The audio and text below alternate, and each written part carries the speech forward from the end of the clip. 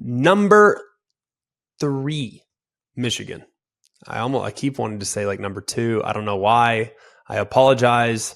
I write the numbers down, but in my head, they're in a different spot. Thanks a lot, committee. Goodness.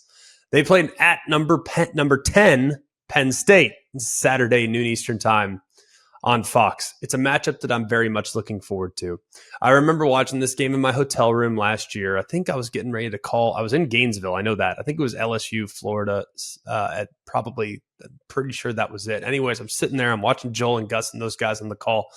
They're like, oh, this is going to be a great noon game, right? I can't wait. This is going to be awesome. My game's at night. I'll watch this whole game, then get ready and go to the stadium. And then it got sideways. So I was extremely disappointed in the outcome last year because I was anticipating a slugfest and it just never materialized. It was the defense for Penn State that really let them down. They weren't gap sound. Michigan gashed them. They ran downhill 400 plus on the ground in that performance. So I think this Penn State defense is much better. More on them in just a minute because I think their defense will give them a chance. It's just about whether or not their offense can manufacture enough to knock off a team that's been playing at a ridiculously high level. Let's start with Drew Aller. He's been the guy that we've kind of centered around and him being the difference maker. He's got to find some opportunities to make plays downfield. He has not excelled in that area this year. He has, I think, progressed, especially in the last couple of weeks. More on that in a second.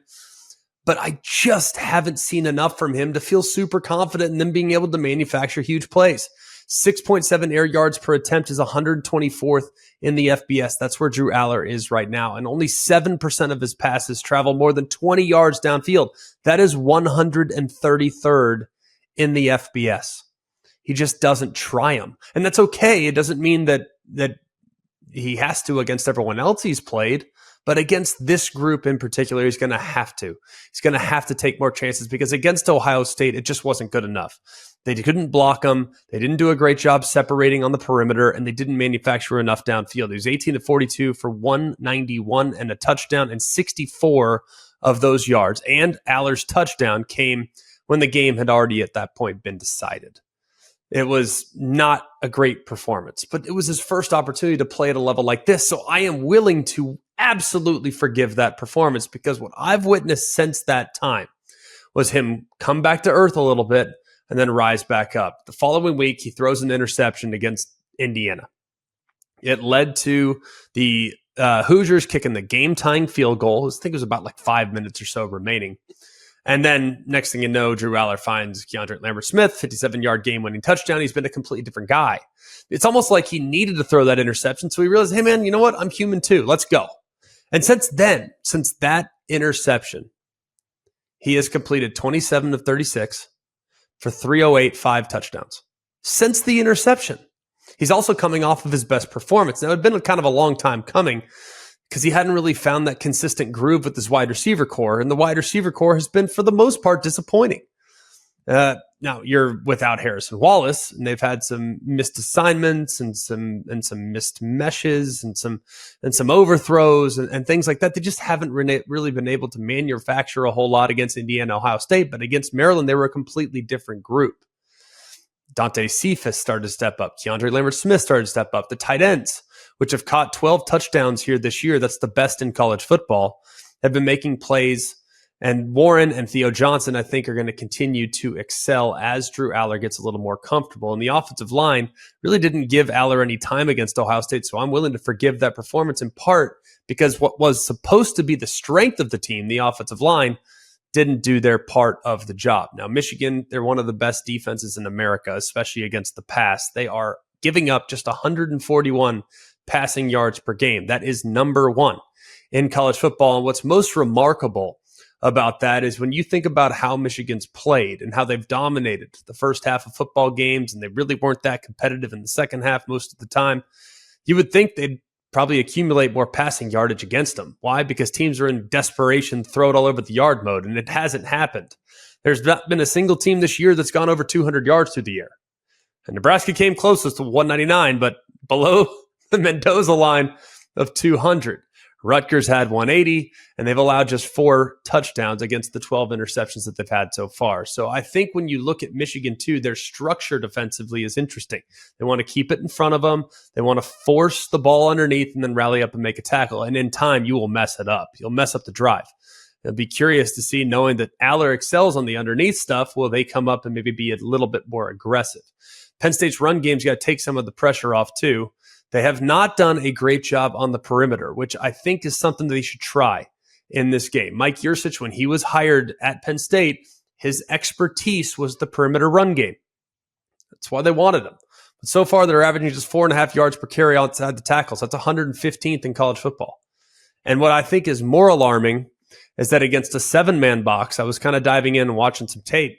Against a 7-man box, they're averaging 3 yards an attempt. That's 101st. Against an 8-man box, they're averaging 2 yards an attempt. That's 94th.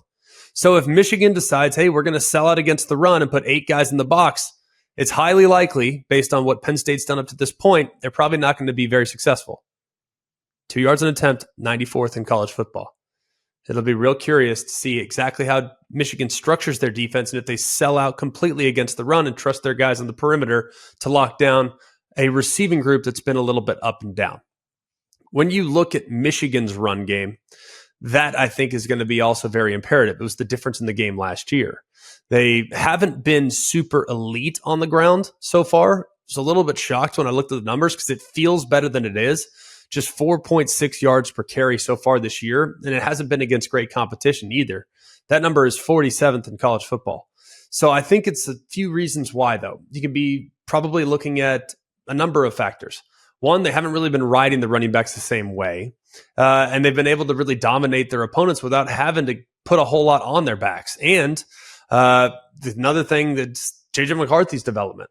I mean, J.J. McCarthy's emergence has been ridiculous. And when you look at his performance most recently against Purdue, I mean, he's throwing the ball nearly 40 times. He's running the ball a whole bunch as well. He's the best player on the team. And that was not the case a year ago.